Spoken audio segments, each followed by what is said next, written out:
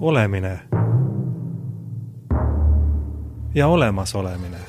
Olemine ja olemas olemine.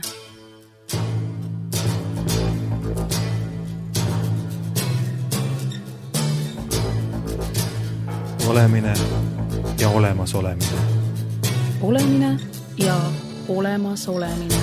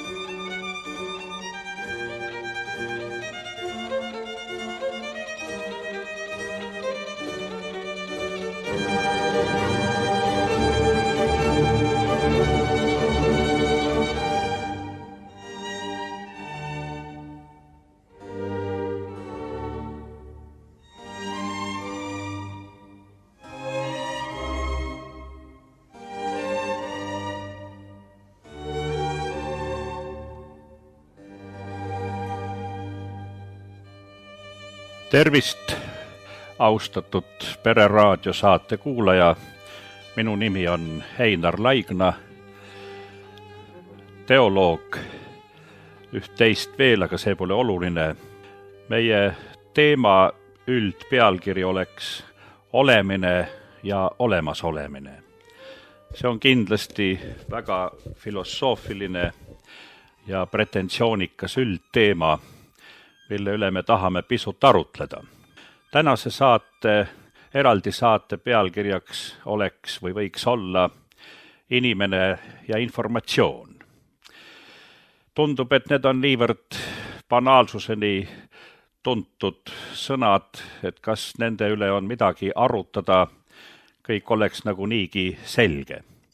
Ja kindlasti paljud, millest me räägime, seda ka kindlasti on.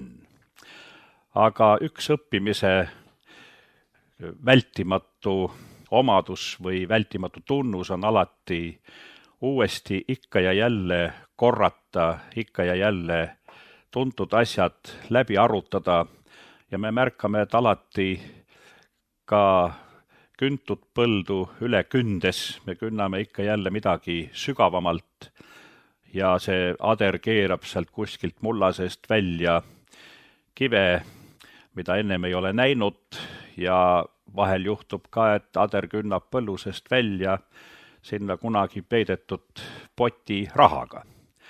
Olgem siis täna nii piltlikult öeldes selle rahapoti jälil lootuses niisugune aare leida. Inimolend. Inimolend arvab, et me oleme piisavalt endale selged, tunneme ennast, teame, kes me oleme. Tegelikult on inimene üks suur tundmatu ka iseendale. Itaalia 13. sajandi kuulus poeet Dante Alighieri on väga tabavalt selle võtnud kokku üteluses: ma ei tea, kes ma olen, ma ainult tean, et ma olen. Niisiis, üks asi on kindel meie olemasolu.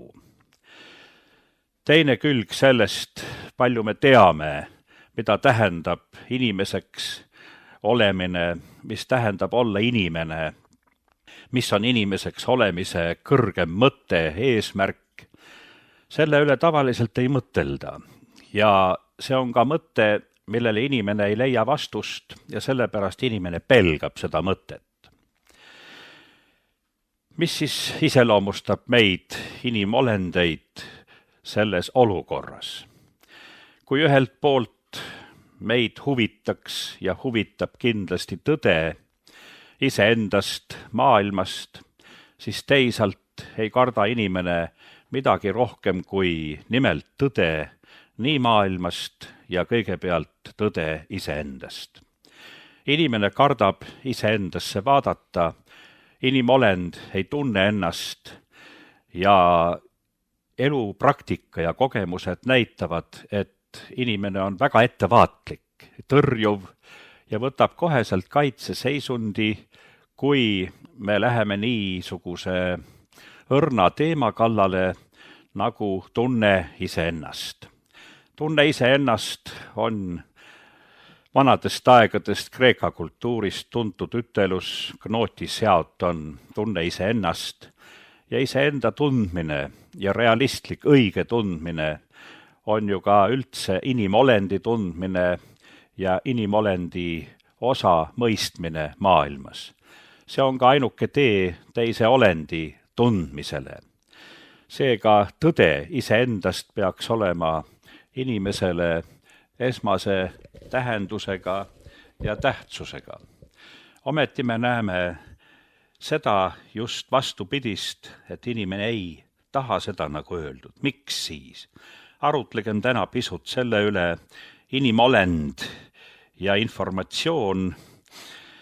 Informatsiooni tähtsusest, see on ju meil praegu üks käibelause, kuidas informatsiooni hulk pidevalt meeletult kasvab ja inimesele on loodud sellega mulje, et ta iseenesest elab nagu mingis eriliselt targas, hästi informeeritud ja teadlikus maailmas.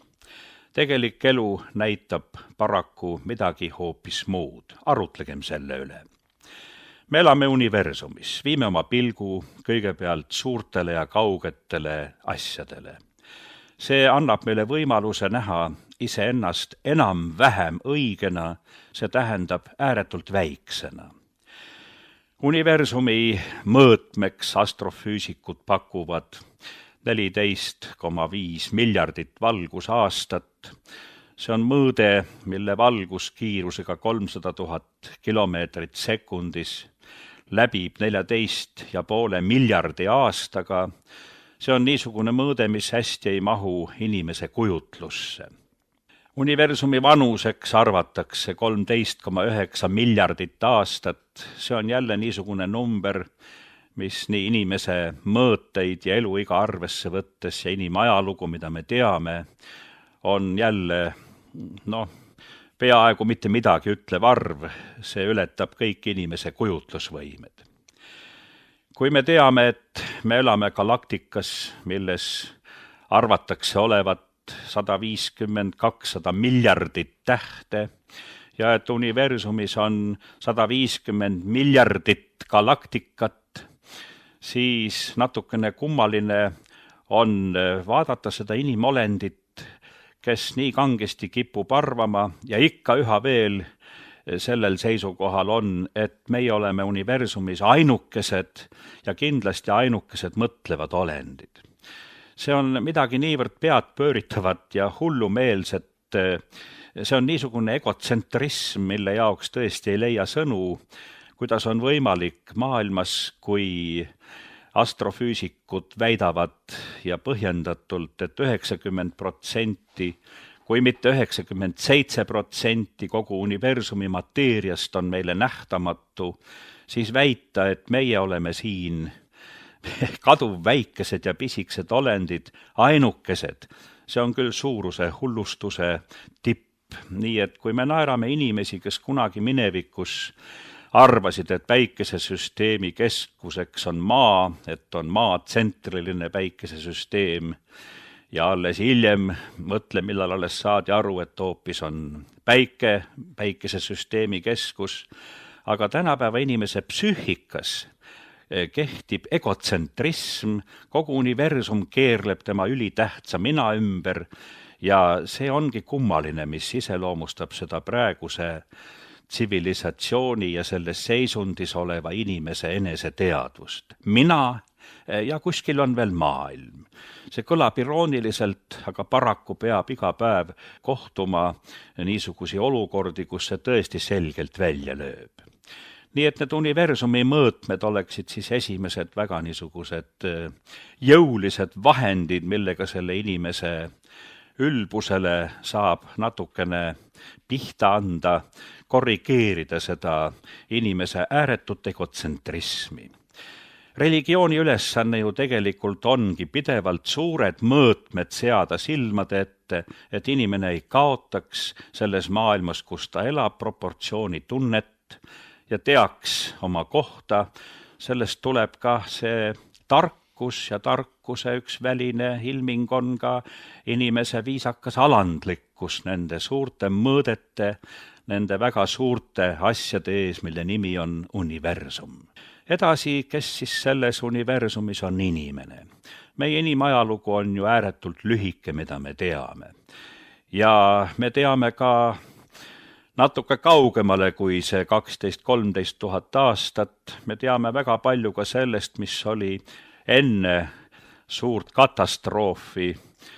See armetu tuhandete aastate aeg ja tuhanded aastad ei ole ju midagi, kus me kramplikult piirame inimajaloo ainult sellega ja ei taha näha neid täiesti ajaloo teaduslike meetoditega selgelt tõestatavaid andmeid muinaskultuuridest, kaugest minevikust, nii kirjalikke, nii pärimuslikke, kui ka lausa materiaalseid arhitektuur, esemed, mis kõnelevad väga vanadest iidsetest kultuuridest. Me oleme suure hirmuga need kõik dateerinud võimalikult meile lähedasse aega, et kuidagi moodi päästa oma head enesetunnet ajaliste ja igavikuliste väärtuste ees. Piibel räägib meile sellest, et inimene on siin maa peal kunstlikult tehtud või loodud, see on maitse küsimus, missugust sõna kasutada, Elohimi poolt. Kes on see Elohim, mis eesti keeles on tõlgitud Jumal ja mis tegelikult õiges tõlkes on mitmuse vorm Jumalad. Moosese raamatu 1. peatüki 6. salm räägib anakimmidest. Sumeri keeles anunnakid, kes on siis täpses tõlkes need, kes taevast tulid. Ja selgub, et kogu inimkonna vanem ajalugu ja vanimad pärimused räägivad selget keelt sellest. Elu on maavälist päritolu, kogu bioloogiline elu on siia toodud ja see küsimus peaks olema tänapäeval arvesse võttes seda, mis selles valdkonnas viimastel aastakümnetel on trükitud, välja antud raamatuid, nüüd ka eesti keeles saadavad kõik, siis veel väita 19. sajandi teaduse tasandi, mis pigem oli ideoloogia, seda ahvist arenemise lugu, oleks natukene liig. See teooria ei ole kontrollitav, ta ei ole ka tõestatav, ka mitte esemeliselt. Ja see suur vaheauk, mis on primaadi ja ootamatult ilmunud täpselt tänapäevase inimese vahel, see on omaette teema, aga selge on see, et inimolend siin maa peal on maavälist päritolu, selle on siia toonud nii bioloogilise elu kui inimese maa peal loonud siis need anakimmid. Ja nüüd sõnast loomine. Vaielda selle üle, kas on loodud inimene ja maailm ja elu või tekkinud, on ju täiesti sõna maitse küsimus, mis sõna sulle meeldib. Ja kui me räägime kunstiteosest, siis me tarvitame sõnaga kunstniku kohta looja. Ja looja lõi kunstiteose. Nüüd võiks ju vaielda ja öelda, vale jutt kõik, me võime täpselt öelda, kuidas 10 aasta jooksul näiteks Leonardo da Vinci maalis Püha õhtu söömaaega, et ei ole mingit loomisteooriat, vaid see maal on tehtud ja kõik me võime täpselt öelda, mis materjalist olid pintslid ja missugused värvid ja missugune tehnika. See on tehniline kirjeldus ja ometi me kasutame lühiväljendit kunstnik lõi teose. Sama on ka nende tekstide kohta, mis annavad siis väga lühidalt ja selgelt lihtsalt ühe üteluse, mis alati on õige, teine asi on, mismoodi see täpselt tehniliselt toimus. Nüüd, kui me räägime informatsioonist, siis on tegemist kindlasti maailma realiteedi tunnetamisega. Tunnetamine on seoses mõistusega. Nüüd, kui mõistus on mõõdupuu, siis tuleks ka küsida, kelle mõistus. Nii palju on maailmas asju, mille kohta ühed inimesed ja paljud ütlevad, see on mõistuse vastane ja teistele inimestele on see täiesti mõistuse pärane. Neid asju on ju väga palju, nii paljud teadusalad, millest mitte koolitatu või mitte selle eriala inimene ei mõista midagi, see on isegi vastuolus tema mõistuse arusaamadega ja ometi see kõik funktsioneerib, see kõik on õige. Mis siis inimesega ja inimese mõistusega on? Meil on andmed selle kohta, et veel Muinas-Egiptuse kultuuris inimese käbinääre, see on keselt ajupoolkerade vahel, oli umbes pingpongi palli suurune. See on äärmiselt oluline nääre, see on inimese vaimse isiksuse, mis see käbinääre on avanenud kõikides suundades. See on, ütleme, see universumi ja vaimse maailma eri dimensioonide, eri sageduste tunnetamise nääre, siis tänapäeval on see kängunud hernetära suuruseks. See peaks panema meid mõtlema, et ka meie puht füüsilised organid, millede ülesanne on tunnetada, saada informatsiooni, et need tunnetusvahendid, mis meile looduse poolt on antud või loodud, et ka need ei ole olnud läbi aegade ühesugused. Järelikult, kui me tunnistame evolutsiooni ja arengut, siis on selle paratamatu loogiline teine kaasnähtus ka taandareng, kängumine, mandumine. Paraku, edasi ajupoolkerad, kui on vasak ja ajupoolkera ja nende harmooniline, sünkroonne koostöö on täiuslik aju töö tunnetamiseks, siis kaasaja tsivilisatsioon kui vasaku ajupoolkera tsivilisatsioon on ise vabatahtlikult loobunud parema ajupoolkera aktiviseerimisest.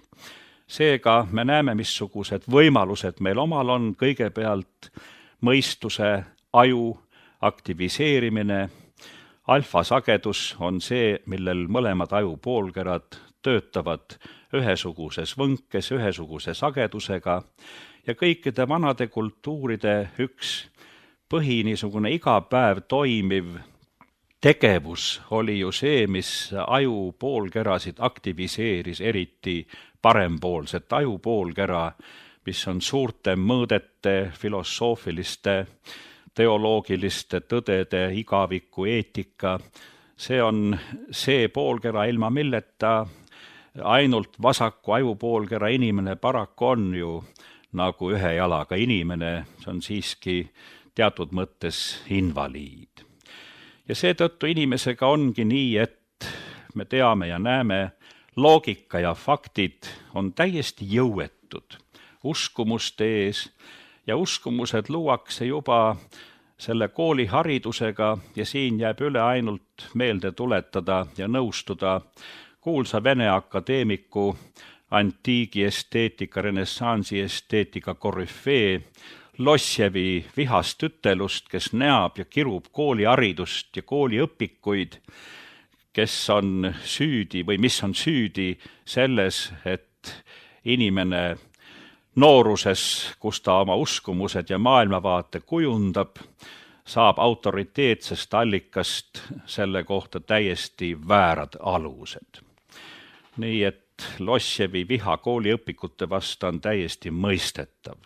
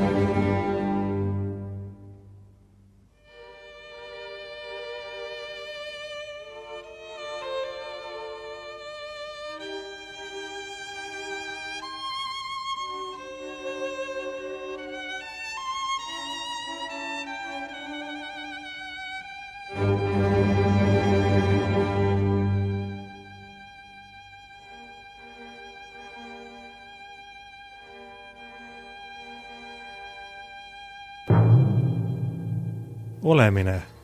Ja olemasolemine.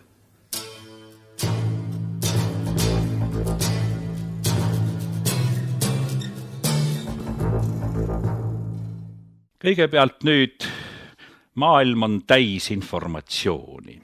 Inimene ise koosneb informatsioonist. Informatsiooniteooria, me ei hakka seda käsitlema täna teaduslikult, me võtame seda populaarteaduslikult. Norbert Wiener, küberneetikateaduse rajaja, Massachusettsi tehnoloogia instituudi professor, on formuleerinud vana tuntud tõe järgmiselt. Elada, see tähendab hankida ja läbi töötada informatsiooni. Informatsiooni vastand on müra. Maailm on täis müra. Aga kõigepealt viime oma tähelepanu kahele sõnale. Kõigepealt elada, see tähendab hankida. Sõna hankida eeldab isiklikku initsiatiivi. Passiivne inimene on see, kes lepib sellega, mida talle antakse. Järelikult on tema maailmavaade, tema teadmised, tema arusaamad, tema uskumused kujundatavad kellegi poolt. Kelle poolt? Selle poolt loomulikult, kelle käes ja kelle käsutuses on massikommunikatsiooni vahendid.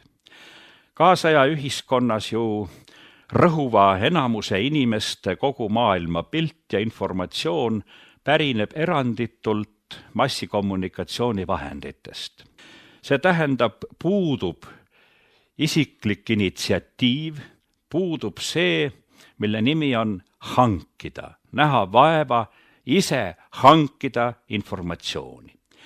Sinna on lisandunud kindlasti tänapäeval internet, mille kaudu inimene ka tõepoolest hangib lisainformatsiooni. Aga informatsiooni hankimisel tuleb alati arvestada veel seda, et oskust vahet teha ja informatsiooni hulk peab olema niisugune, et ta peab olema ka läbi töötatud. Wieneri üteluses teine osa, mis on tähtis, ongi läbi töötada. Hankida tähendab ilmutada iseseisvat initsiatiivi ja läbi töötada tähendab seda, et me midagi ei võta vastu niisama hea usu peale, vaid et see on läbi töötatud ja proovitud, mille taga on ka elukogemus, mis on õpetanud aja ja aastate jooksul nägema, kuidas teatud asjadest räägitakse, mida niisuguse või teistsuguse rääkimise taga tegelikult mõeldakse või on. Eraldada tõelist informatsiooni mürast ongi läbi töötada. Müra on maailmas, kus toimub võitlus, konkurents ja müra tootmine on väga tähtis. Eriti tähtis on müra tootmine militaarses maailmas, sõja olukorras on ju eluliselt tähtis omada õiget informatsiooni ja informatsioonisõjas on vastavate üksuste ülesanne toota müra, toota valeinformatsiooni, et valeinformatsiooni sisse ära uputada tõeline informatsioon. Läbi töötada tähendabki oskust ja suutlikkust eraldada mürast informatsiooni. Meie elame ju põhiliselt müra sees ja selle müra sees on ka informatsioon. Kuidas see sealt kätte saada?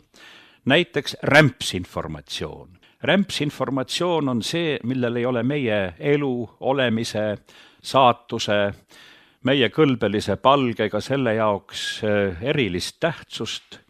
Rämpsinformatsioon on kõik see ja milleks üldse vaja on rääkida filminäitlejatest, popstaaridest, kõigi nende eludest, isiklikest eludest, nende lahutustest, abieludest, kus nad käisid, mida sõid, kus suvitasid. See on absoluutne rämpsinformatsioon, täiesti mõttetu.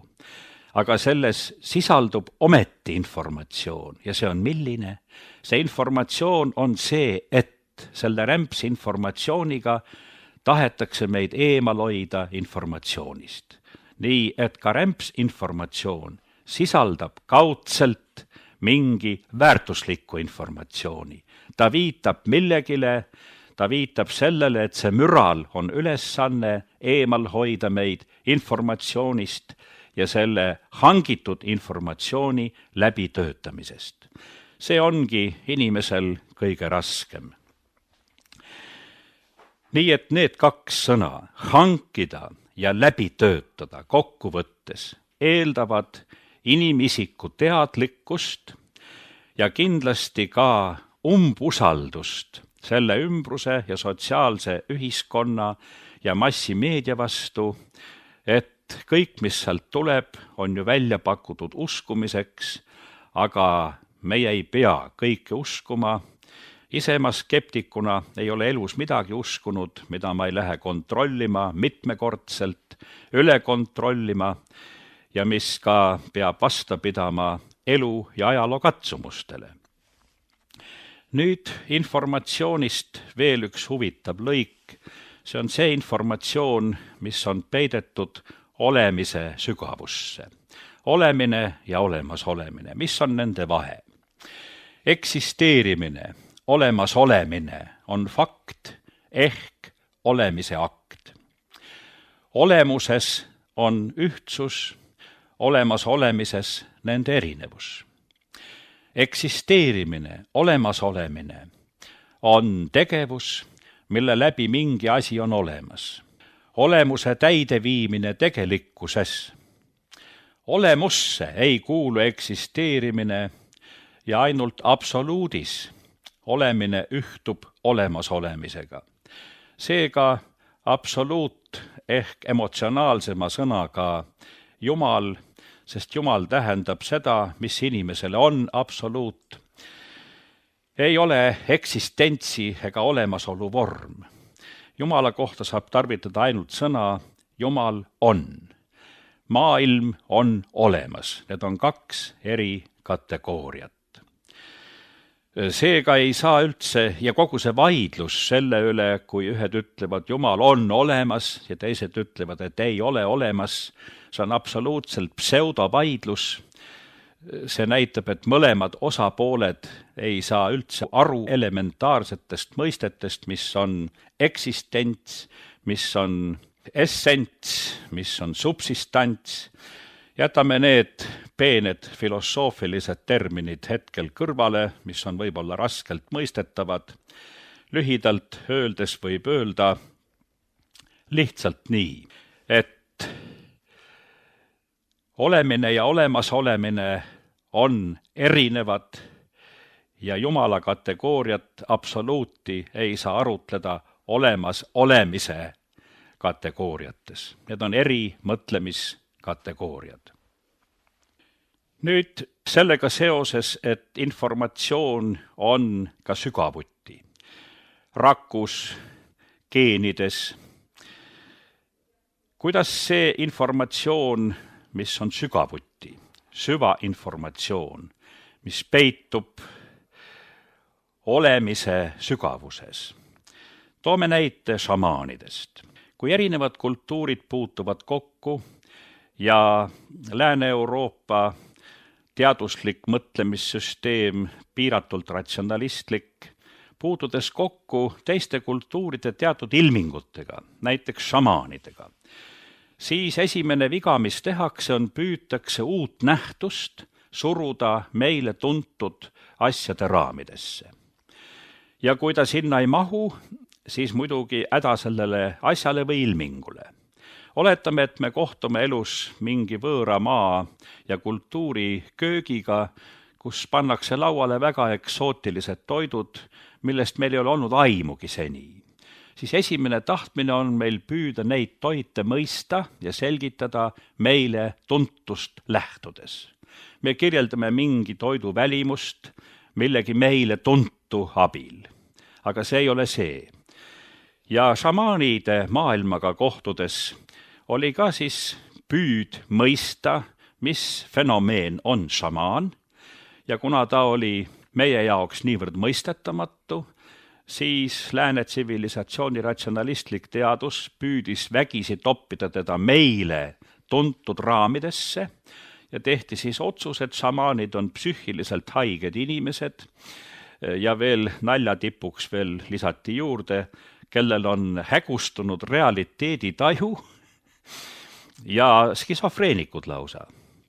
Nii et raskelt vaimuhaiged. Ja ometi selgus, et see määratlus ei ole õige. Šamaan on midagi muud. Nüüd, kus seda fenomeeni on uuritud ja on äkki ära taibatud ja hakatud mõistma, et see on midagi täiesti teist, on nüüd muidugi ka suhtumine muutunud.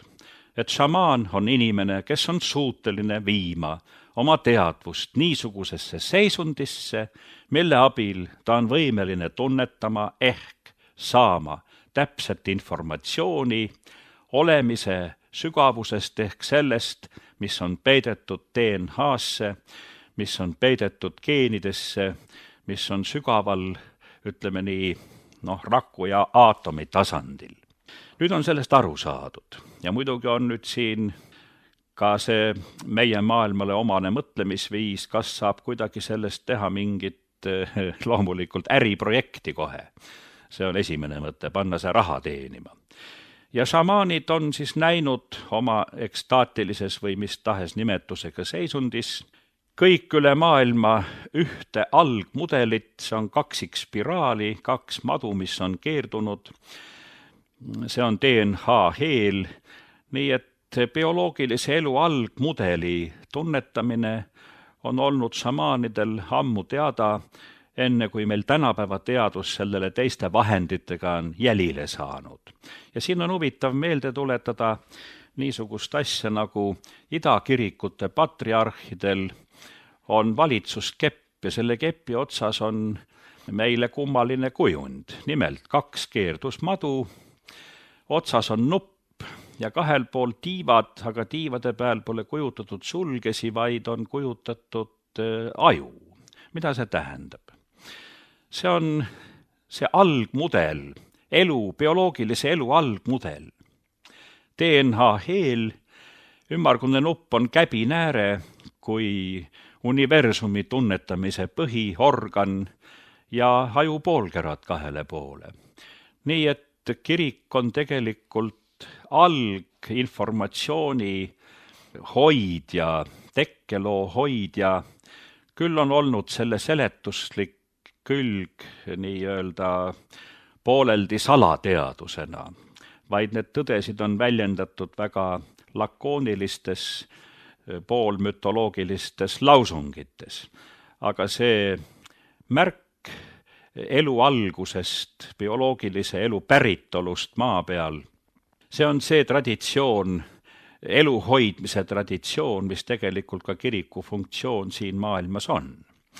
Nii et šamaanid kui fenomeen, kus inimteadvus on eriseisundis, selles absoluutses ajupoolkerade sünkroonsuses, võimeline, olles välja lülitanud sotsiaalsest ühiskonnast pärit pidurdused, eelarvamused, on võimeline tunnetama sügavuti olemasolu tõde ja nägema DNA heeli. Nüüd tänapäeva maailmas, kus me elame pideva propaganda või informatsiooni sõjaolukorras, vaatame, kuidas inimestega asjad toimivad. USA-s on tehtud uurimus. Me teame, et Iraagi sõja valla päästmise põhjuseks toodi, et Iraagil on masshävitusrelvad. Seda korrutati piisavalt kaua, see sai üldiseks uskumuseks. Kui sõda oli käinud juba mõne aja ja selgus, et Iraagil masshävitusrelvi ei olnud ja USA valitsuse ametlik teadaanne oli sunnitud avalikustama selle, et neid relvi ei olnud, siis uurimus näitab, et 80% USA elanikkonnast usub raudselt tänase päevani, et need relvad olid ja et need leiti. Tähendab, see, mis alguses välja kuulutati, see saab uskumuseks. Ja seda uskumust enam hilisemad, ei loogika, ei faktid, ei mingi asi ei suuda enam muuta. Seda inimese omadust sotsiaalse olendina tuleb alati arvestada. Teine maailmasõda lõppes 61 aastat peaaegu tagasi ja tänase päevani on see teema tabuteema ja siin näeme jälle huvitavat olukorda. Akadeemiline kirjandus, kus on tõde nii maailmasõja põhjuste, poliitika kui sõja enda kohta, see on kõik olemas, see on lausa raamatupoodide lettidel olemas. Aga meediasse pääseb ainult võitjate riikide versioon. Ja see on see, millega luuakse üldine uskumus. Nüüd inimene on huvitav olend. Teaduslik raamat, teaduslik artikkel ei maksa temale tõena enne, kui on see meedias kuulutatud lubatud uskumiseks. Siis inimene ütleb, jaa, nüüd ma usun, nüüd on see lubatud nii uskuda. Sotsiaalse olendina inimene ei julge tunnistada tõde, kui sellel tõel ei ole avalikku meedia või avaliku arvamuse ametlikku toetust. Niisugune kummaline olend inimene on.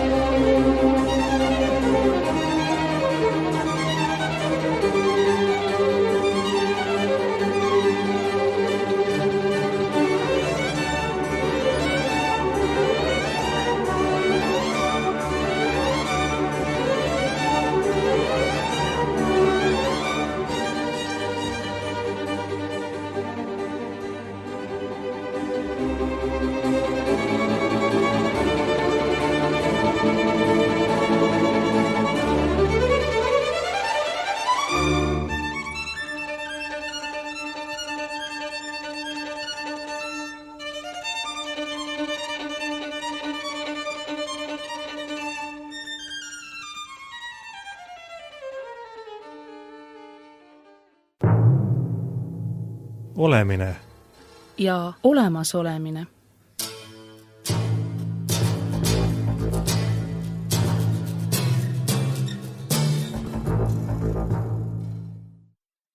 Aga nüüd, miks inimene kardab tõde? Sotsiaalse olendina kardab ta seda sellepärast, et ebamugav on elada teadmises, et kõik sinu ümber või vähemalt suur osa on vale, et palju, mis sinule pakutakse uskumiseks välja, on vale, läheb raskeks inimesel. Ma võin oma kogemustest öelda, et kui inimestele pakkuda lugeda raamatuid, milles on tõepäraseid kirjeldusi ja fakte esile toodud, mis maailmas tegelikult toimub, siis inimene loeb 1,5 lehekülge, annab raamatu hirmunult tagasi ja ütleb, ma ei taha seda teada, ma tahan rahulikult elada. Tähendab, inimene kardab teadmist ja kardab tõde. Nüüd, miks ta kardab? Sotsiaalse olendina on inimene konformist. Ta kardab konflikti minna ümbritseva keskkonnaga.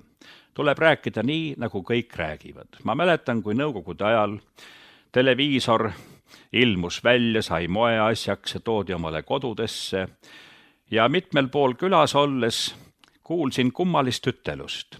Kui ma küsisin, miks te seda nõukogude propagandat endasse imete, siis vastati rahulikult. Sealt saab teada, kuidas nüüd peab olema. Tähendab, küsimuses polnud tõde, vaid see, kuidas nüüd peab asjadest rääkima, kuidas nüüd peab olema. Ja sotsiaalse olendina on inimene selle koha pealt ülikergelt manipuleeritav, see peaaegu ei nõuagi mingit vaeva, inimene manipuleerib enda ise ära, et tal oleks mugav elada ja tal ei oleks ka sisemist konflikti ümbritseva sotsiaalse keskkonnaga. Ma tean, et ei ole kerge elada ühiskonnas, kus sa endale pead ütlema. Kõik sinu ümber või enamus on vale. See ei ole kerge olukord. Ja inimene kardab seda. Nüüd teiseks on veel üks isiklik hirm. Selle isikliku hirmu selgitamiseks on väga hea näide, nüüd juba natukene vaibuv, aga see paanika, mis läks lahti, kui peaminister Ansip tõi esile ühe meie hariduse äärmiselt suure puudujäägi või meie harimatuse nii olulises küsimuses nagu religioonilugu. Ilma religiooniloota pole võimalik mõista ajalugu, inimest ega üldse, mis siin maailmas toimub. Miks ootamatult selles suhtes tekkis peaaegu hüsteeria, paanika? Need reaktsioonid olid pigem meditsiini valdkonda kuuluvad juba. Need ei olnud enam normaalse inimese reaktsioonid, millest oli tingitud niisugune paaniline, hüsteeriline hirm saada midagi teada. Miks? Aga sellepärast, et isiklik hirm on.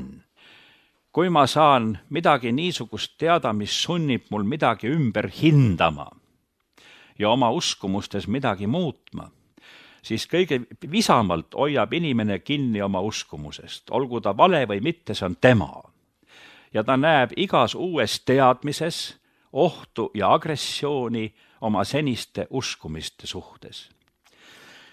See paanika ja hüsteeria, mis siis religiooniõpetuse üle tekkis, on ise kõige veenvam tõend religiooniõpetuse võimust ja vägevusest. Ega siis tühja asja ei pea kartma. Kui see on nii tühine ja mõttetu asi, siis ei pea minema hüsteeriasse. Miks keegi ei lähe hüsteeriasse, kui öeldakse, et õpime füüsikat?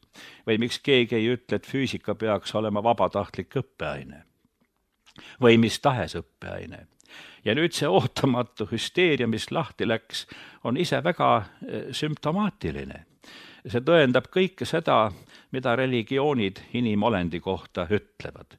Ja vaat seda, mida ta ütleb, seda inimene kardabki vaistlikult teada saada, sest see tõukab ta selle trooni pealt maha, kuhu ta ise on roninud. Inimene on siin maailmas tänapäeval usurpaator, ta on vene keeles on hea sõna, see on samozvanjats, ise hakanu. See on see, kes istus tsaari troonil, aga ei olnud tsaar. Ivan IV lõbustas ennast sellega, et ta tõi punaselt väljakult mõne ulkuri sisse, pani tsaari troonile istuma. Monomahi mütsi pähe, võimusümbolid kätte ja tegi talle kummardusi. Mida see tähendas? See tähendas seda, et sa võid seal istuda, aga tsaar sa ei ole sellegi poolest ja kui õhtu kell sai 6, võttis tsaar pistoda, lõi talle rindu ja lasi laiba ära viia. Ühesõnaga, üks võim on legitiimne, ühel on õigus troonil istuda, teine on sinna roninud omavoliliselt ja ta tuleb sealt kõrvaldada. Tänapäeva inimene on roninud omavoliliselt Jumala troonile ja loomulikult, et ta mõõtu välja ei anna, see on selge. Ja loomulik on ka see, et õhtu ei ole veel kell 6, kuni ta sealt pealt jälle minema kihutatakse. Nüüd informatsiooni ankimine. Inimene, kes arvab, et ta lõpetab koolid ja on haritud ja valmis, on väga nukker variant. Inimeste jaotamine on kindlasti tinglik, aga kui me täna jaotaksime inimesed 2 selliselt. Ühed on, kes on haritud ja valmis ja diplomeeritud ja kõik. Ja teised on eluaegsed õpilased. Eluaegne õpilane oleku seisund tähendab pidevat õppimisprotsessi. Pidevas õpilase seisundis on teadlane, professor. See, kes tahab teisi õpetada, peab ise olema jätkuvalt õpilane. Ja ta on ainult vanuse tõttu, et tal on olnud rohkem aega õppida oma õpilastest ees, kogenum, teab rohkem. Nii kui ta kaotab õpilase staatuse ja arvab, et ta on valmis, on ta tegelikult akadeemiliselt võttes surnud või mõnikord öeldi ka nii, et siis on ta akadeemik, et akadeemikuks ennem ei saagi, kui sa oled vaimselt surnud ja enam ei arene, et siis kõlbad niisuguse lubjastunute klubisse. Vabandust, ma ei üldista, aga niisuguse arvamusi on olnud. Seega peab inimene elu lõpuni olema avatud uue vastuvõtmiseks ja tegelikult on see rõõm, kui me saame midagi teada niisugust, mis näitab, et ma seni olen midagi teadnud valesti, mitte piisavalt. Samal ajal tuleb üha jälle hüüatada ja tänase päevani olen ma elanud mitte teades nii lihtsat asja. Julgem endale seda tunnistada. Niisiis, kui ühed on õpilased, asuvad pidevas õppimisprotsessis. See tähendab, et nad kasvavad pidevalt, nad arenevad pidevalt. Neil ei ole seda piiri, kust lõpeb midagi. Siis on väga jõuline aeg just inimese küpsuse aeg. Ja just siis tuleb teha kõige tõsisemat tööd. Ja teised inimesed on siis need, kes on valmis, need on täiuslikud nii-öelda jutumärkides. Neil ei ole midagi õppida ega areneda, nende jaoks on maailm kõik ära seletatud ja lihtne ja selge.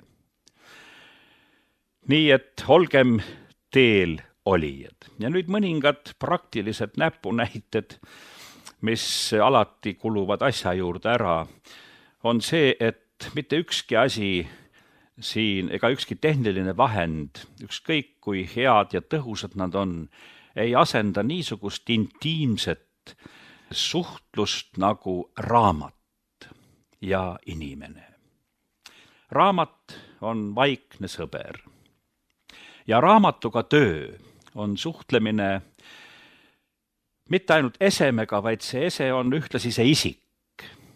Võtate Aristotelese, võtate Platoni, keda tahes, Aquino Thomase, mida on väärt lugeda, mis tõesti sisaldab midagi. Elulille iidne saladus, jumalate jäljed, võiks ju lugeda siin palju üles. Süveneda raamatusse ja mõtelda seda. Iga tund, mis me õhtul väldime, neid nõmedaid Hollywoodi filme, mis inimesele midagi ei anna, vaid ainult nüristavad teda, ja pühendame vaiksele kooselule vaikiva sõbra raamatuga ja loeme kas või ühe lehekülje tõelisi mõtteid ja mõtiskleme nende abil suurvaimudega koos olemise, olemasolu, inimeseks olemise selle üle on palju viljakam meie arengule kui kõik ajaviiteprogrammid. Juba sõna ajaviide on iseenesest kuritegelik. Aeg ei ole viitmiseks, aeg on kasutamiseks. Kasuta aega, aktiviseeri oma aju. Selles seisneb elu tõeline kvaliteet, mõtlemise kvaliteet, mõtlemise intensiivsus, rõõm tunnetamisest, rõõm tõest. Ja vana tuntud, banaalsuseni tuntud ütelus, tõde teeb vabaks, saab meile siis selgeks, milles seisneb tõe vabastav omadus. Tõde on ilus. Tõe ilu on selles, et ta on tõene. Me tihti eelistame tõde katta meie arvates ilusa valega. Nõukogude ühiskond oli niisugune natukene räige ja ropp, aga tema ausus oli selles, et need hallid majad ja eterniitkatused oli tõde elust. Välimus ja sisu enam-vähem oli niisugune tõene selles plaanis. Väga tabavalt ütles üks mu sõber, et nüüd on niisugune aeg, kus prahihunnik, tuleks öelda küll natukene vängemalt, aga jääme nii delikaatsemaks, on kaetud klantspaberist läikiva ajakirjaga. Ja õhku on lastud siis odoreeritud mingisuguse pihustiga head lõhna. et praegune maailm on niisugune, mis väliselt püüab olla klanitud, ilus, lihvitud, mis muidugi pole paha. Esteetiline ilu on alati kena. Aga hea, kui sellele välimusele vastaks ka vastav sisu, kui see välimus ei ole kate mingile roppusele, mingile ilgusele, mingile saastale, vaid et sisu ja vorm ühtsed oleksid. Tõe ilu, nagu Augustinus ka seda rõhutab, on selles, et ta on tõde. Augustinus toob isegi nii äärmusliku näite ja räägib laiba ilust. Kuidas? Jah, sest ta tuletab meelde meile elu ja seda teispoolt. Niisiis inimene ja informatsioon. Lõpetuseks üks väike näide tegelikust elust. Kohtudes noorte üliõpilastega tekkis neil teatud kaitsereaktsioon selle informatsiooni tulva eest, mis minu poolt tuli, ja kaitsereaktsioon väljendus väga huvitavas üteluses. Et milleks seda kõike vaja on, me elame ju ikkagi informatsiooni ajastul, infoajastul. Ma küsisin, mida see sõna tähendab? Kas seda, et hankida ja läbi töötada informatsiooni ja olla võimalikult informeeritud? Või tähendab sõna infoajastu teile lihtsalt niisugust maagilist, mütoloogilist ütelust, mis automaatselt loob mingi kõrgendatud meeleolu, et elatakse mingis erilises olukorras? Mida see tähendab? Ja selgus muidugi, et see viimane, et lõpuks öeldi, et see tähendab seda, et kui mind midagi huvitab, siis ma tean, kus seda kätte saab. Sest aga praegu ma näen, et see informatsioon, mida mina valdan ja teile pakun, te võtate selle suhtes kaitseseisundi, te kardate seda. Miks te kardate tõde? Miks te kardate tõele näkku vaadata? Seega tõde tuleb armastada, see nõuab julgust ja see ongi küsimus isiksusest. Isiksuse küsimus. Massinimese ja isiksuse vahe. Massinimene allub meediale, on meedia poolt manipuleeritav ja isiksus hangib ja läbi töötab informatsiooni ja iga informatsioon aitab kujundada selgemat ja õigemat maailmavaadet. Maailmast, universumist, milles me elame ja meie kohast selles. Minu nimi on Einar Laigna. Aitäh tähelepanu eest. Olemine ja olemas olemine. Olemine ja olemas olemine.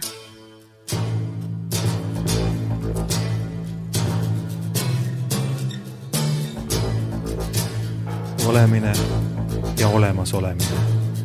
Olemine ja olemas olemine.